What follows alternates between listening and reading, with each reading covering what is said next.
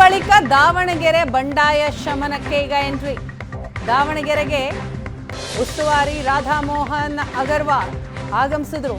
ದಾವಣಗೆರೆ ಖಾಸಗಿ ಹೋಟೆಲ್ನಲ್ಲಿ ಭಿನ್ನಮತೀಯರ ಜೊತೆ ಸಭೆ ಮಾಡ್ತಿದ್ದಾರೆ. ರಾಧಾಮೋಹನ್ ಅಗರ್ವಾಲ್ ಜೊತೆ ರಾಜೇಶ ಭಾಗಿಯಾಗಿದ್ದಾರೆ.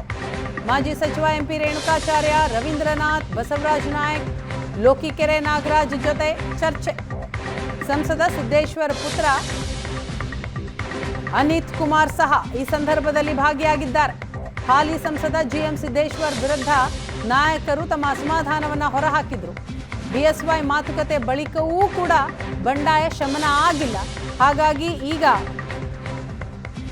ಉಸ್ತುವಾರಿ ರಾಧಾ ಮೋಹನ್ ದಾಸ್ ಅಗರ್ವಾಲ್ ಅವರೇ ಸ್ವತಃ ದಾವಣಗೆರೆಗೆ ಹೋಗಿದ್ದಾರೆ. ಅಲ್ಲಿ ನಾಯಕರುಗಳ ಮುನಿಸನ್ನ ಶಮನ ಮಾಡೋದಕ್ಕೆ ಹರಸಾಹಸವನ್ನ ಪಡ್ತಾ ಇದ್ದಾರೆ. ರಾಧಾಮೋಹನ್ ಅಗರ್ವಾಲ್ ಜೊತೆ ರಾಜೇಶ್ ಅವರು ಕೂಡ ಭಾಗಿಯಾಗಿದ್ದಾರೆ. ಹಾಸನದ ಬಳಿಕ ಈಗ ದಾವಣಗೆರೆ ಬಂಡಾಯ ಶಮನಕ್ಕೆ ಹೈಕಮಾಂಡ್ ಎಂಟ್ರಿ ಆಗಿದೆ. ದಾವಣಗೆರೆಗೆ ಉಸ್ತುವಾರಿ ಸಚಿವ ಆಗಮಿಸಿದ್ರು. ಸಂಸದ ಸಿದ್ದೇಶ್ವರ ಪುತ್ರ ಅನಿತ್ ಕುಮಾರ್ ಸಹ ಈ ಸಂದರ್ಭದಲ್ಲಿ ಭಾಗಿಯಾಗಿದ್ರು.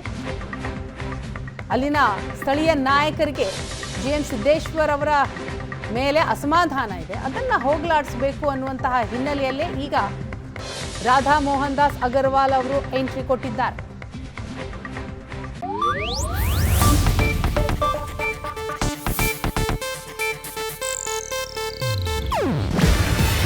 ಇದು ಏಷ್ಯಾನೆಟ್ ನ್ಯೂಸ್ ನೆಟ್ವರ್ಕ್ ಪ್ರಸ್ತುತಿ.